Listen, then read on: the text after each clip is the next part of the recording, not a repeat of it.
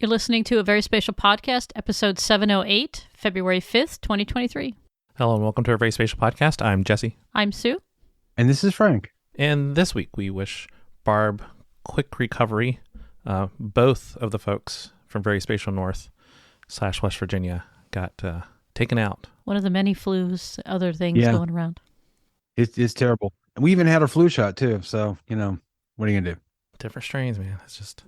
Yeah, basically. It's they were like, it's a really good match this year. And I was like, cool. But then, Then it wasn't. Not good enough. Yeah. So I'm about 2 days ahead of her. So I just got random coughing and a little bit of, But anyway. Kicking off this week, what are some of the newses? So first up in the news, this is a cool tool. If you remember the days of using topos like we do, and what was the most annoying part about topos, as great as they are, topo maps from the USGS, is that it never failed, but that your area would be at the intersection of two or more topos. And so even when we went digital, sometimes that was difficult. So one of the cool things that the USGS and the National Map Program announced last month in January is that the program that they launched back in February 2022, topoBuilder, which was essentially a custom way to get your area that you wanted, right? To center in on your area and not have to go with the standardized topo boundaries in the digital versions. And so they kind of started a pilot project for that. Well, they announced just a couple weeks ago that they are actually going to make topoBuilder and OnDemand Topo part of the national map. So now you can see this as a permanent way to get your custom maps on demand, right? So when you need those topo maps and you really don't need the boundaries that are with them, you can create your own. If you haven't tried the tools yet, there's links to do so. And essentially then export them in your preferred file format, so either a georeference PDF or a TIFF. And this is another interesting thing. There's actually an edit layers functionality too. So you can actually select which layers that you want to have on your topo as well. So that's kind of interesting. That I've not played with. But anyway, I think this is cool, adding this tool functionality because USGS topos are a backbone to base mapping and what a lot of us do. And this is a way to kind of get that customized data just for your projects. I'm always amazed at the number of people who use topos regularly. Still, because there's so many other products out there, but it's just they live and die by topo. And they'll learn how to use them quite well, and then that's the tool they grab. Well, and I would argue that it's got that longevity, it's got that authoritative aspect to it. That it just, and the fact that you can print them out and you don't have to worry about whether or not you have connectivity of any sort, just means that it's there, it's ready, and you can use it. The fact that it is building off of all of the national map layers now, and you can bring them in, turn them on, turn them off.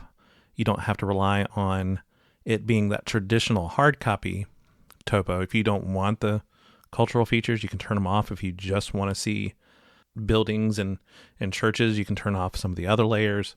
So, it is nice that you have that capability now as well to customize it to your needs, not just in terms of location, but also some of the content that's available on it.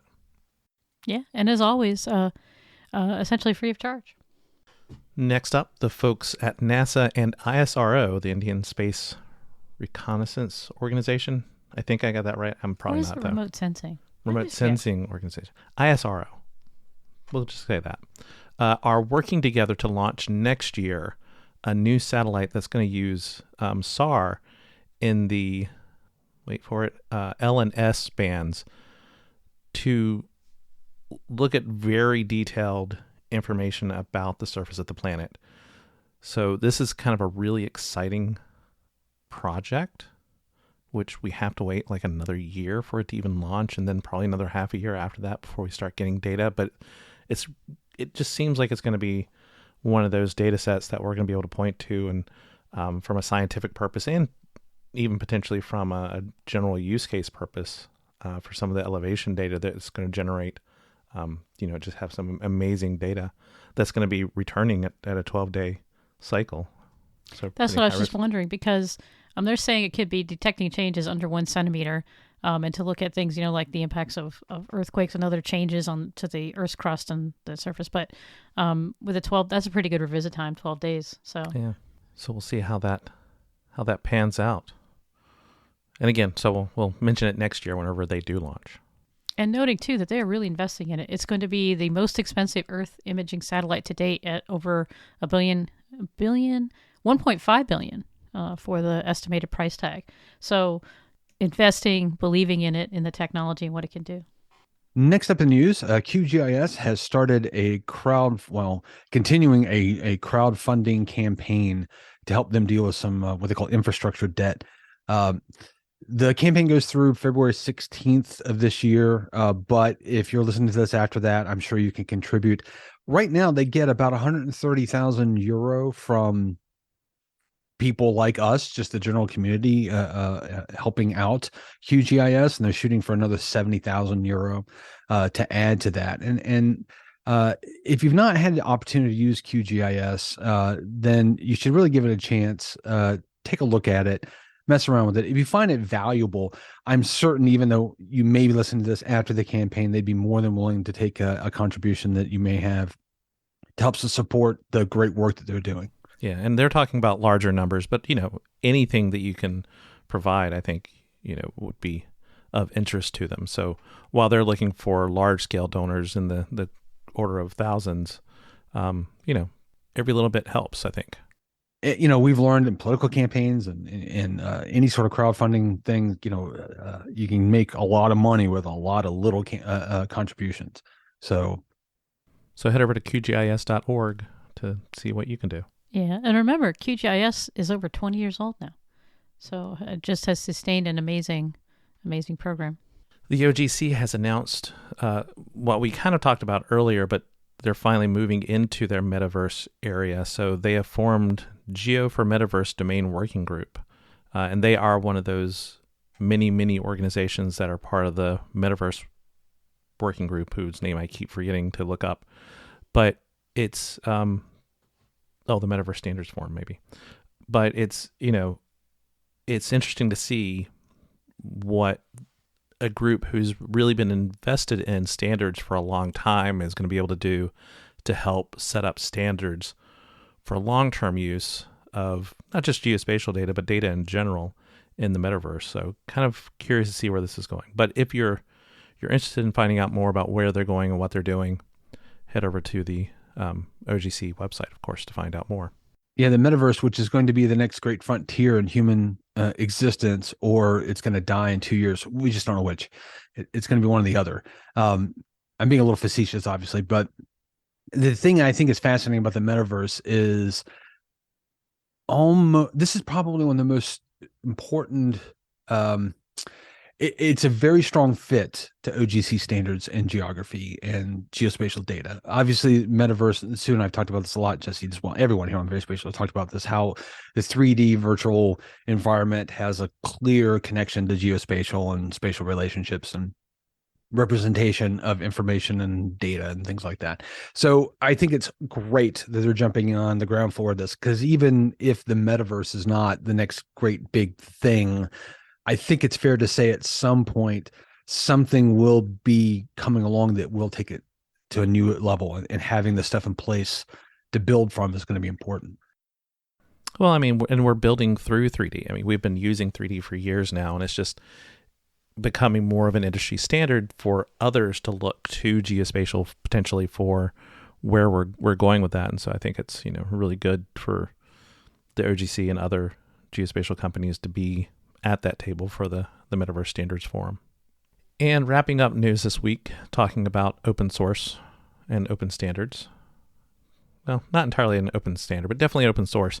GIS 8.2.1 offers over 80 improvements and bug fixes over 8.2.0. So if you're using GRASS, if you're using QGIS with GRASS as the raster portion of the handling there, then head over to your portal of choice to download GRASS GIS 8.2.1 over at, of course, grass.osgeo.org would be one place, but qgis.org as well, and all the other places that pull GRASS in as a backend. Yes, and another one too that just has been a venerable platform product The very first GIS I was ever exposed to back in the day. So, Well, that's going to make what I was about to say sound really weird, which I was going to say much older than 20 years old, but it's okay. I'm not ashamed that I'm an old. But yes, my very first exposure to GIS was a long time ago. I can say decades ago. But I didn't know the magic at the time. That's the difference. So I didn't latch on to GRASS and use it very much other than at the beginning. Have you guys messed around with QGIS and GRASS much recently? Not recently. it's probably been 2 or 3 months since I've worked in it. Okay, I was curious how I don't want to talk ill because I think it's wonderful these products exist. But I'll say that because of my new job, we don't have a broad license for ARC products like we did at my last job. I downloaded QGIS and GRASS, and I struggled quite a bit. So I will warn people, I think it's great that it exists and you should embrace it a little bit, but it is a little less user-friendly than I would like personally. Well, I mean, it is open source, and there's a lot of things that go with that, whether you're talking about applications like UDIG and stuff that kind of went away, and GRASS, of course, and QGIS give us the opportunity of something there. It is very much that early 2000s, I would argue even maybe late 80s, late 90s interface. And with so much of the pay-to-play, there we go, software using things like the ribbons interface and those type of interface changes, it's a little bit different. Whenever I first used it, a long time ago, I was sitting there thinking, wow, this looks a lot like GeoMedia. And of course it hasn't really changed a lot. I think interface wise, yeah, it's a little dated, and that's okay because it's the tools it gives you on the back end that is the key, and not just the tools that are built into it, but the fact that it is open source and has all the different connectors that you would want. You can make your own extensions and things to work in it. So yeah, there could be improvements to the interface, especially since all these different things are different pieces that are more loosely coupled than tightly coupled. But at the same time, you're talking about, as we were just mentioning just a minute ago, a roughly $130,000 to $200,000 a year budget for all of this. And that doesn't go into people's time and effort they're giving to it. But I mean, think about how much money goes into the other applications, even the ones that, aren't used as heavily as QGIS that are pay to use. And just, it's amazing how great QGIS and GRASS and all of these are, given how little actual money is put into it. It's really just people's time as they're willing to give that to the passion of the project. Sorry, a little soapboxy there. Yeah, I mean, I'm important that it exists, and I'm glad that it does exist, but it does is reminiscent of most of the typical open source stuff. It's just very. It feels Linuxy, right? Yeah, it's Linuxy of the 2000s. It's functional. Yeah. It's incredibly functional, which is not the worst thing to be, but it was a little. I struggled. I did struggle to do what I would consider to be very basic things. It doesn't think like ARC thinks. So if you're coming from an ARC background, then it kind of thinks differently, which is fine. Lots of softwares think differently. More importantly, you think differently than it thinks. And if you use it for 6 months, it makes sense. Yeah. But if you're jumping, then it there is that change. And I do think that's a fair cautionary thing when people ask you, I want to do this and I want to use open source. I think it's just fair to say that if your training or your previous exposure isn't something else, just be aware that the learning curve will be a little steep. And that's true for not just open source, but proprietary software as well. Yeah. But I've had a few come back to me and go, you didn't warn me it was going to be this hard. And I said, it's different for everybody, but I did warn you that it wouldn't be like the experience that you'd had already. To be fair. It's always interesting to me. There's at least one person on campus, on my new campus, that's teaching using QGIS. And there has been a fairly significant movement to use QGIS at the last place that I worked, last campus I was on. And I think it's kind of interesting because I think the people who are trained on QGIS exclusively will struggle a bit entering the workforce if they're an Esri shop, because it's just not going to work the way you think it's going to work. The good news is if you're an entry-level person, then they expect you to be trained a little bit and come up to speed and things like that. But it was an interesting thing that shocked me because I haven't used QGIS in 10 years. So it was a little unusual to try to get something done. Yeah. And again, that's the same thing. Someone who's been using AirDOS, if they go to Envy or if they go to TerraSet or anything like that, it's going to be a similar change. I don't know. But good that they're here and continue to grow. And give them money. Next week or next time we do a podcast, which probably will be next week, we'll be talking about Google and whatever they said in their announcements that they're going to make on the 8th. So can just completely change gears. Yes, we're in that first half of the year when everybody's announcing stuff. Although so far, I've been super excited by what I've seen. Well, a couple we things. haven't really had a lot yet. So yes, there are a couple things though that. Yeah, Google will be next week. The Esri's DC version of the UC is going to be a couple of weeks, or is it next week as well? I forget. The Fed UC, that's not the Fed UC anymore. Yeah, that's why I said the DC version of the UC. Yeah, they call it something else now, but everyone calls it the Fed UC. Yeah, everybody still says that. So, and then we'll have Microsoft come around, and then others over the summer, I think. I don't know. Just kind of rambling at this point. So we'll move on to a topic. Any ideas on what you guys would like to talk about, or just go with the thing that's there? Okay, so what would be the topic related to this? I think I asked this before. I would feed you the topic related to this. Oh. So okay. we can see where it goes. We can riff off of. Sure. We'll find out. So I like the topics there. We're gonna okay. toss it out there. So all right, see what happens. A few months ago, Microsoft released Places, or the idea of Places. I'm not sure if it's actually rolled out yet or not.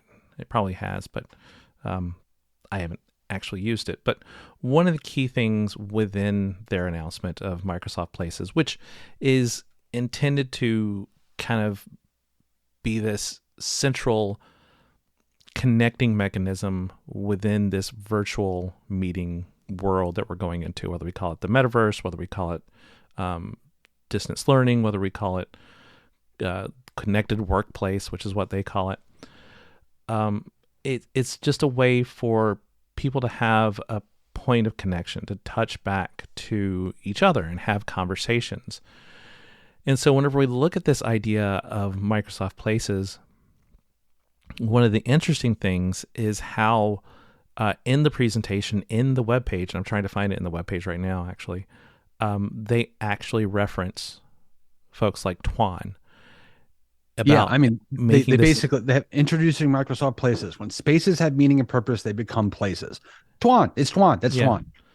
Yeah, so it must have been in the video that I watched where it was actually quoted up on screen. Some of the stuff from Topophilia and even some of his later, more recent work. So it's this idea where we have for, I guess, 20 years, maybe almost 25 years now, talked about this idea of the geography of the internet. And so we had that.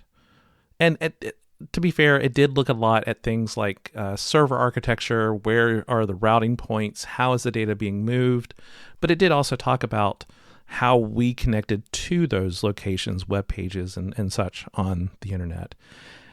And this just seems like an extension of that, which just is using geography as a kind of a simple conceit to to advertise it, but at the same time, it very much is where we are in terms of places, whether we're talking about mobile devices or web or sitting in the room with other people. It's where we are now in terms of our geography. It's not truly in an individual place anymore. So that's my kind of setup for what do you guys think about that? I'm trying not to rail, to be honest with you. And it's okay to rail. I think that's fair as well. Unlike in my new job, we are 100% a Microsoft shop. We do, if Microsoft makes it, we do it. If they don't make it, we don't do it. That's an oversimplification, but it is very true. We're very bought into the SharePoints and the Teams and the Spaces and if everything that Microsoft does, we embrace in some form or fashion. And one of the things that I find, what's the word I'm looking for? Insidious. That's the word I'm looking for. About Microsoft's approach is its dogmatic insistence upon business being the only thing. Not the main thing, not the most important thing, the only thing. Everything they do is centered around business, which makes sense for the business customers, but they tend to co-opt ideas like places. And, even in the where they talk about, when they don't cite, but they mention Futuan, they say, what makes a house a home and an office worth coming into? They talk about a home first, and then they talk about the office. But everything they do is very centered around work, office work. And, even when we have things like Teams and things like that, it's all about that. And so I find this notion of places and co-opting geography and human existence for work something to rail against. I should say only work. Fair. Thoughts? Well, I don't disagree with that, but I do think, as I was thinking about this, I think it's interesting, right? From a kind of a different perspective and looking at this whole thing, is, the why. Why kind of take this approach? And one of the things is that, like it or not, and we can rail against it, but like it or not, many of us spend a significant proportion of our time with work colleagues in a work environment. Some of us, we wish we didn't, but we find that we interact with those people, and it's some of that interaction that does make us want to go to the office or like our jobs. But also, I think it's a recognition that creativity and problem solving often, and it's, this is nothing new. It's been mentioned for many times, right? Is something that happens organically when you gather together, maybe around somebody's desk, or, you hash it out in a conference room. And we've talked about how that experience, that part of the experience of what is your working day, it's lost or has been lost in the virtual sense, because we couldn't replicate kind of that organic set of experiences, right? So for right or wrong, then trying to capture some of that by understanding what it is about inhabiting place. And I would argue that this is the aspect of geography that all of us in our own research, why we're geographers, a large part of it is because we're very much interested in that, the human experience on a landscape, in spaces, and the meaning that we ascribe to them, and trying to understand that, right? So that's something that we all find fascinating in different ways. And so a recognition, even co-opted, of that, I think is getting maybe at the root of what it is that's different about the virtual connections, the virtual offices, the virtual schools, right? Those types of things are those personal connections. So I haven't formed, I guess, a full-on sort of judgment one way or another about it, but I do find it interesting, right? Is that recognizing that hybrid work, or whatever you want to call it, is here to stay once it's introduced, so you couldn't call it back. But to try to say, well, how can we get the best of both experiences? And I think that whenever we're talking about this combination of geography and technology, I mean, it's kind of for us a no-brainer, but we're not talking about geospatial technology explicitly here. We're talking about a technology company using geography. And I want to applaud whoever is in the marketing department or the person who was working on this team who has some degree or at least some classes they remembered in geography. Thank you for taking those ideas out into the world.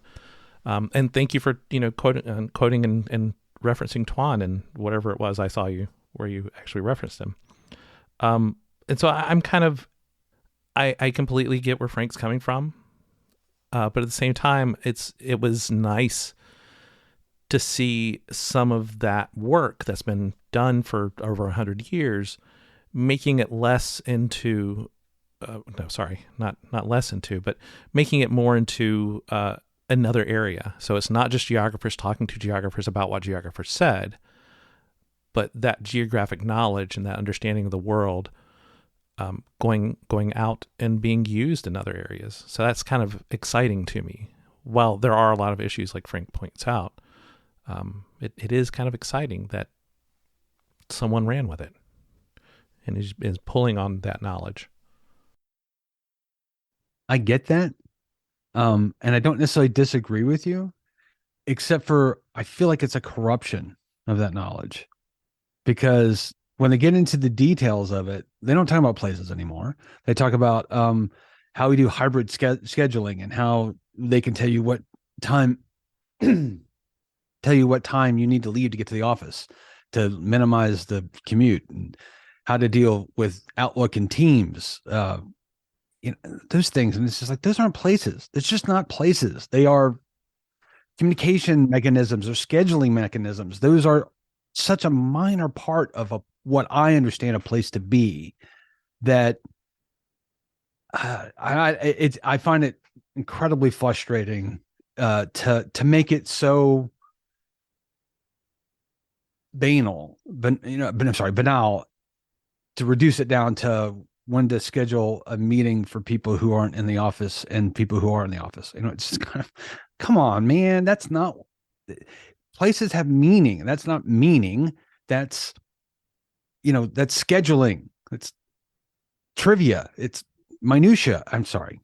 I'm really excited about this, because this is, I feel, it comes to that phenomenological perspective, right? That perception of, is it a space? Is it a place? Is it a connection? It's actually kind of the way you're arguing, taking it back to some of the early ideas. So for you, this is, a phobic, not specifically topo, but a phobic kind of response versus the potential, philic response of being excited about it. And I think all of us are down on it to a level. And I think that's good. But, just that, I'm excited. Go. Tell us more. Tell us more about how you hate it. Or no, you don't hate it. What words did you use? It's minimizing the importance of the concepts. I feel like, I think it's boiling it down to very minute trivia about that are related to a place. And for me, a place is all about experience. And I can't see anything in this tool set as it exists on this website. I haven't done the tool set yet, but they're articulating it through Teams and through Outlook primarily. I can't think of anything in those two pieces of software that I use all day, every day, that is truly talking about experience. It's just the thin veneer of what experience is, for me at least. Well, you know what? I don't think that they would disagree. And what they're trying to do is I think see it as a starting point, because this is like, I think, a debate that's going on everywhere, right? And it's mentioned, right? The question, so why do we have to go back in the office anymore at all, right? And then the idea was that because our colleagues are there, and again, to go back to the things that happen organically kind of thing. And so one of the things that has to happen that cannot happen organically anymore is you have to cross each other in space and time, right? So I agree. While the tool sets seem to be down to the minimalist part of making that happen, and that is scheduling. If you can't do it organically, it has to be scheduled, right? And so this is kind of a starting thing. But I think that is a question that's out there and not solved, not answered, right? If this is the world that we're going to be in, because I think it spreads from work to other questions too. How can we continue to have the contact, those types of things, the things, again, that give meaning to spaces and turn them into places? And this is a debate geographers have, right? Can spaces and places only be physical, or can they be virtual? And we've argued with much research and discussion about the rise of the internet and all that we have virtual spaces, we have virtual places. And so, this is kind of saying, well, now we live in a world where there's some bit of each. And, how are we going to make that experience richer? So my perspective on this is a very personal one. As my example here is, every day I go into a room, I'm talking to 16, 20, whatever people in that room.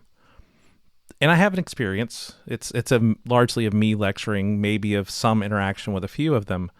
But most of my experiences with students is through email or through what they submit through the learning management system, because a lot of them don't necessarily want to say something in class or, engage in class. So they're part of my experience, but I don't know them. I don't have a strong experience with them in that space unless I force them to talk. But through Outlook, whenever we were doing more virtual interactions through Teams or Zoom or whatever we were using, I saw them on chat. I saw them, talking to other students in the breakout rooms and those type of things. So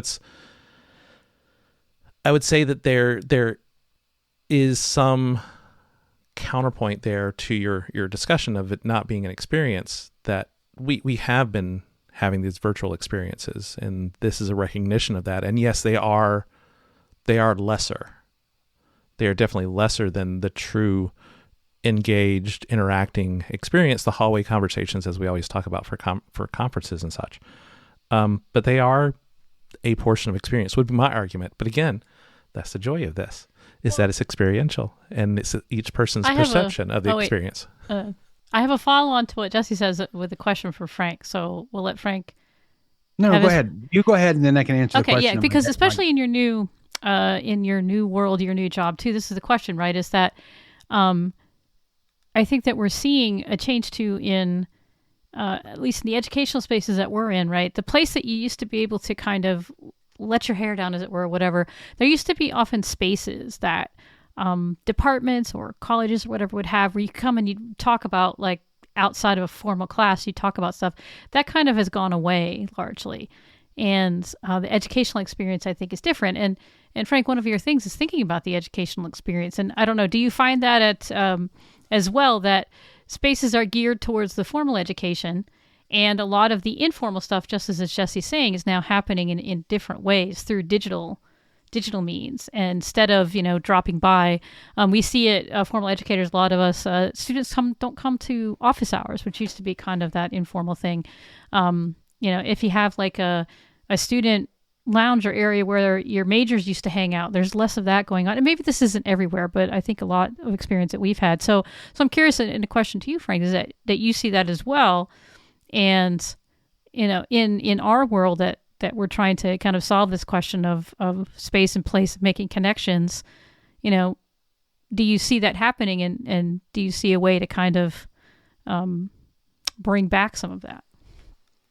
So just to clarify, I think my point, which won't directly answer your question. I think that I know my issue here isn't that things happen using new mediums. I agree an Outlook email is an experience, that a Teams conversation or Zoom or whatever technology you're using is an experience. 100%. Yeah. But it's definitely lesser. Well, I'm not going to get into that, because I think that's a debatable point, but it is different. I think we can agree on that, that is definitely a different type of experience than an in-person experience. Greater or lesser, we can argue all day, but is a different experience. And as a result, it constructs a different sense of place because every difference in experience, in my opinion, creates a different understanding of place. Mm-hmm. My complaint here is collecting what Microsoft seems to be doing is collecting the technologies, the conduits, Mm-hmm. and calling that place. Yeah. That's my problem, is Yeah. because those aren't places. Your conduits may shape your experience, but they're not the sum of experience. If you don't have an experience, greater, lesser, different, virtual, in person, whatever you want to talk about, that is what constructs place. It's not the tools in place that allow it. The fact there's a physical room where you can all let your hair down metaphorically and talk doesn't in and of itself create a place. It's the experiences in that space that create a place. And that's my issue, is that I understand Microsoft is trying to sell products. And so therefore they're going to think about things from a product standpoint. But to call these places is anathema in my head to a place. The issue is that it's the scheduling of the experience, not the experience. Is that a good summary? I don't have a problem with scheduling experience. But that's what theirs is. My issue is that we're going to call this a place, a scheduler. A scheduler is not a place. Exactly. It just isn't. It's just it's a tool. It's like calling a hammer a building. It's not a building. It's a way to make a building. That's not. Yeah. That's my problem with it. That it's the functionality, it's not the location.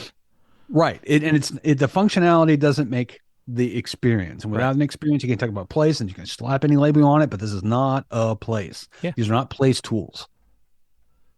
And I think we're all on board with that. Yeah. So that's one. So to answer your question, Sue, a bit, is that I don't disagree with what you're asserting, is that these things are evolving and that they're different. And I'm not willing to go out there and say they're lesser, because I'm not 100% convinced of that. But they are definitely different than what was before. And they create their own challenges. And I 100% understand organizations, companies, product manufacturers coming up with some way to address those challenges, to make them less challenging, right? I understand that completely. But I don't think that those things, it is a labeling issue, certainly, but those things in and of itself construct a place. I just think that the way we construct places is changing fundamentally, which is fascinating as a geographer. But that's a whole kind of separate thing. Well, not separate, but a big tangent. Or just what I wanted to talk about. But it doesn't matter because we're done. Fair enough. We're done with what it is. So again, it was just something interesting. Microsoft is making a suggestion, and there's different ways you can interpret this, because until it comes out, all we can do is say, this is what they said. And I just wanted to take a moment and do that. And it should be coming out soon. I think probably in May or so. That's when they do their big conference for the year. But again, more broadly thinking about, that's why I asked the question too, is just thinking about how to navigate this new world, because I do think experience, and again, it's always that generational difference that in the world that we're in. I think that experience is different, and I think, and if we all look back and are nostalgic, think it was richer when we had more personal but contact. But again, in this new digital world, it's hard to say whether or not others would see that as a loss, or and that you don't know what you're missing, kind of thing. Or I think there's another conversation point there. Just jump in before Frank does, where you're talking about generational, but as we talked about in terms of technology, it's a very different concept from our traditional idea of generational. And this is kind of this hybrid of the technology generation and the people generation, and it's shortening the people generation to match the technology in this particular type of conversation. I would agree. So it's something that I think we haven't really talked about, because we've always just talked about technology generational in podcast. And I should also point out my own biases. Teams and Outlook, not or, and Outlook piss me off daily. So I have those being the two tools is not going to make me happy anyway. So that's my own internal biases. Just get that out there. Yeah, it doesn't matter if it's Teams. It doesn't matter if it's Zoom. If I was going it's to say, all the meeting, tools it's make just- me angry yeah. on a daily basis and revel in it. Teams, for some reason, has the unique ability to piss me off in ways that others don't. So Really? Okay. well, here's my biggest pet peeve. Context, right? Okay, I say something in Teams. Jesse gives me a thumbs up. I like that idea. Whatever. I get a notification under activity that I get a thumbs up, even though I've seen in the thing there's a thumbs up, and I'm like, now I got to click on activity to clear that notification. That's just an example of how Teams pisses me off daily. Okay. So with that, you can go and check out Microsoft Places whenever it gets released sometime in 2023. Who knows? Events Corner, as always, check out these events if you can.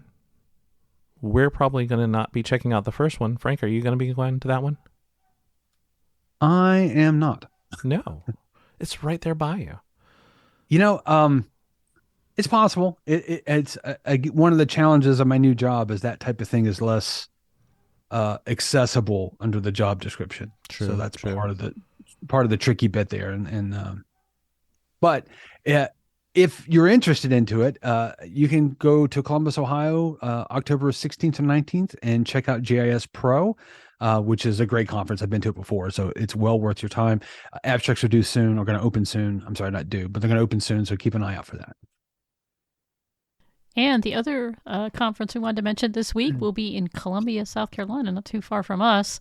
And that is NCGE, also an excellent conference. It'll be October 27th through the 29th.